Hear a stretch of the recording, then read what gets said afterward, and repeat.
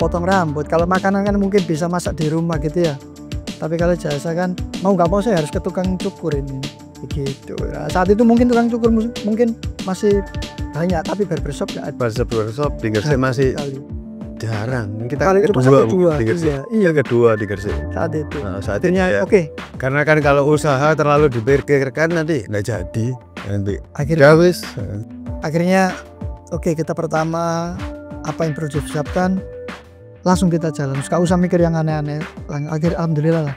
Emang niatnya kan baik, kan niat jelek. Gimana ya? Sampai jatuh pun kita mau hampir jual branding barber ini udah pernah. Tapi alhamdulillah ya. Sampai di titik itu masih dikasih sama yang di atas untuk berkahnya dari potong ini ke keluarga kita masing sama capser kita masing-masing.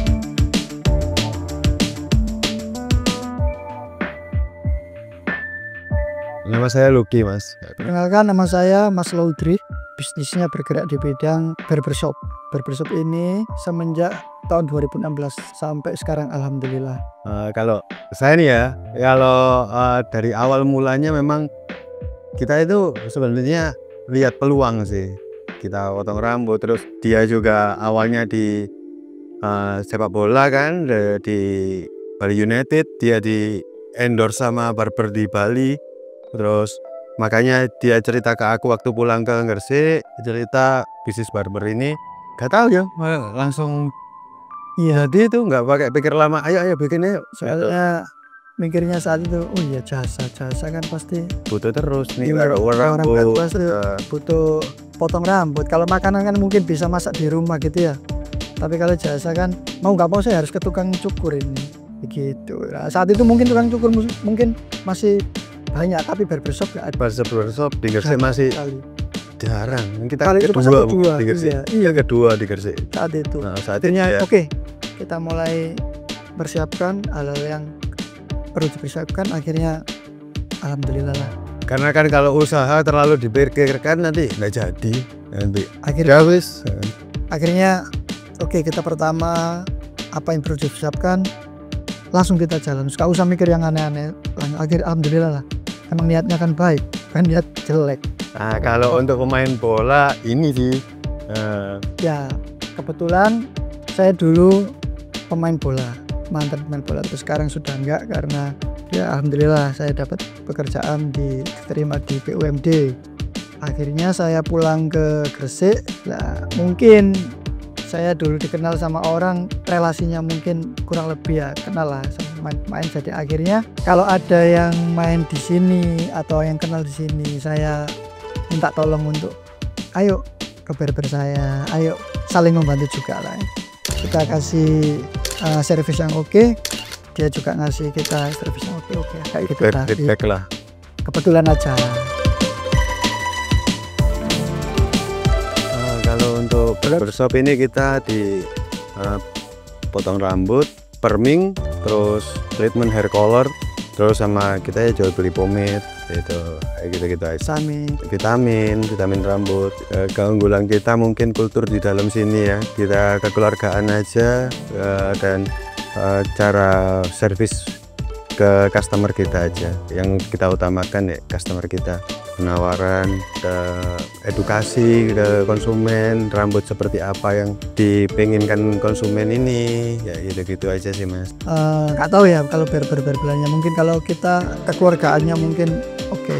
Terus kita setiap beberapa bulan, 3 bulan kita evaluasi permasalahannya apa, kita omongin, nanti kita diberikan solusinya. Nanti setiap 6 bulan sekali atau berapa bulan sekali kita luar kota, keluarganya ikut semuanya, anaknya, istrinya, suaminya, kita kumpulin semua biar semakin kompak, semakin iyalah kayak keluarga gitu. Soalnya mungkin mereka kan bosen di sini terus jadi pengen suasana yang lain gitu lah. Iya, mungkin seperti itu sih. Mungkin setiap bisnis pasti ada. Dan saya sama Mas Lucky ini sebelum bujang sampai sekarang udah punya anak. Jadi tahu rentetan, bukan rentetan, gimana ya, sampai jatuh pun kita mau hampir jual branding barber ini udah pernah. Tapi alhamdulillah ya, sampai di titik itu masih dikasih sama yang di atas untuk berkahnya dari potong ini ke keluarga kita masing sama capture kita masing-masing. Kenapa kok bisa sampai Covid sejauh ini ya? Covid itu zaman parah-parahnya ya, Covid itu. Bahkan waktu Covid itu kita udah buka cabang di Sidoarjo. Kita sudah isi semuanya, kita udah kontrak, tapi iya yang di atas ya enggak. Wah, udah batal di tengah, udah belum mulai buka itu mau launch sudah batal. Dan itu mungkin yang terbaik. Kalau menurut kita udah legowo dan itu yang terbaik. Ternyata rezeki kita ya di sini dulu, mungkin belum waktunya. Kita harus perbaiki semuanya dulu. Kalau mau usaha itu yang ngasih rezeki itu yang di atas. Kalau bisa itu nggak usah banyak pikir, udah langsung terjun aja. Karena kita nggak tahu, kita kalau terlalu matok nanti aku takut gini. Usaha itu ya berani gagal, itu aja intinya. Usaha itu harus berani gagal. Tapi gimana kita ikhtiarnya buat di sini. Saya tambahin ya. Kalau menurut pribadi saya sih, kalau orang usaha niatnya kan baik, bukan niat jelek. Niat jelek itu mungkin yang di atas mungkin nggak ngasih jalan. Tapi kalau niat baik, insya Allah dikasih jalan. Entah itu ada rintangan atau biasa wajar.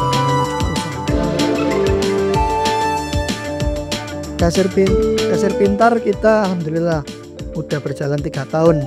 Pengalaman kita pakai kasir pintar alhamdulillah secara sistem kita yang dulu tradisional menjadi profesional, sangat-sangat terbantu. Jadi alhamdulillah lah sejauh ini berkat kasir pintar kita menjadi belajar profesional.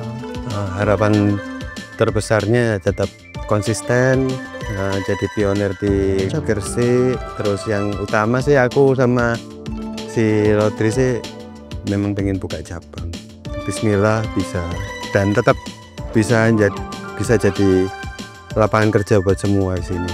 Untuk anak-anak Gresik yang pengen kerja magang atau apa, pengen potong rambut, monggo silakan.